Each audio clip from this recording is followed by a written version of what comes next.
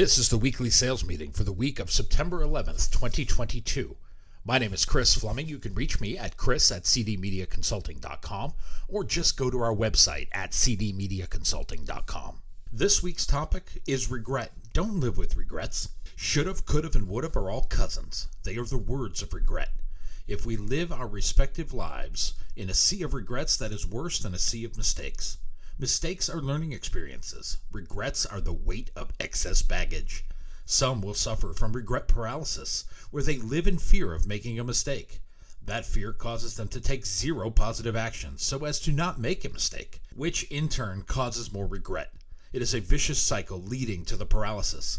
The best thing we can do is forge forward without regret. Journalist Sidney Harris wrote for the Chicago Daily News. Later, he wrote for the Chicago Sun-Times. He authored 11 books. He had his syndicated newspaper column published in over 200 papers in the United States and Canada.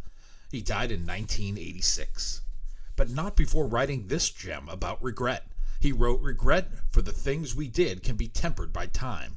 It is regret for the things we did not do that is inconsolable." And he was right. When it's all said and done, why live with the idea that we could have lived more, done more, experienced more than we have? Notice I did not say work more. Working is only that. Work. Work should not be your life. Your life should be filled with experiences you desire. Mick Jagger is the front man for the world's greatest rock and roll band. The Rolling Stones lead singer should not be mistaken for a rocket scientist or a brain surgeon, but what a showman. Still, at his age, he's still worth the price of admission. What is Mick's take on the subject? The past is a great place, and I don't want to erase it or to regret it, but I don't want to be its prisoner either.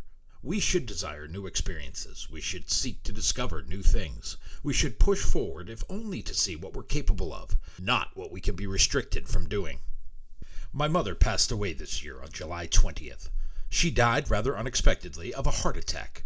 It was 2 weeks before her 78th birthday. She did everything you should do to live a healthy life. She didn't drink. She didn't smoke. Mother ate healthy food. She subscribed to the all-natural way of eating and drinking. She took her vitamins and looked for healthy alternatives to everything. And she still died of a heart attack. My mother loved to travel and see the world, something she and my father did up until 2001.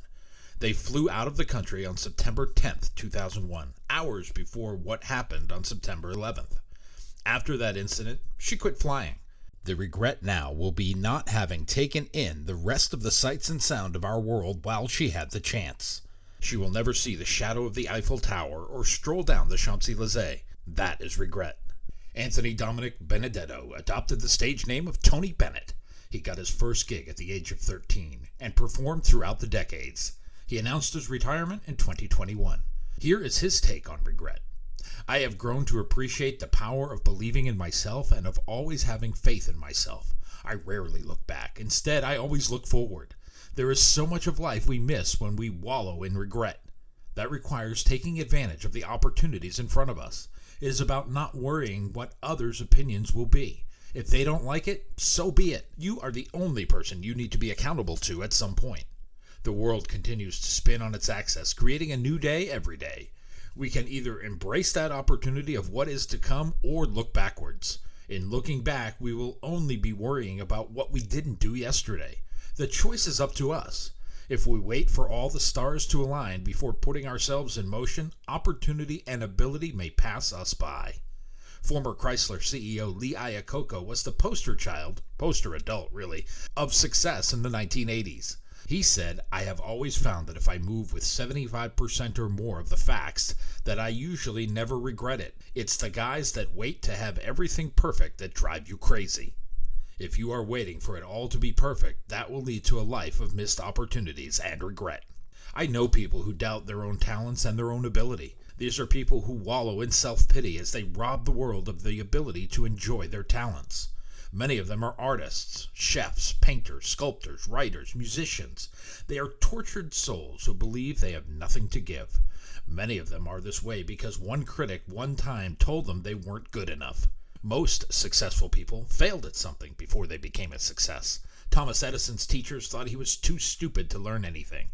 He got fired from his first 2 jobs for being non-productive. He found 9,999 ways to not make a light bulb. but he had one thing no one could rob from him. He possessed the tenacity and determination to finish his visions. He left nothing to regret, and he could reserve an extra finger for his critics. Don't spend your time and energy worrying about how the rest of the world will judge you. Don't get to the end of the road wishing you had learned to try that new skill or travel to that new place. We are all only guaranteed a certain amount of time, and we don't know when the game will end. It is not a specific timed event, but it is a finite resource. Make the most of the opportunities presented to you. Learn to cultivate your interests and feed your curiosity. Identify your talents and hone your skills. Then you can learn to move forward without regrets. I've released a new book on leadership. It's called You Can't Lead from the Back of the Room. You can find it now on Amazon.com. It's available for Kindle, in paperback, or hardcover. If you like what you hear, please think about ordering one or two.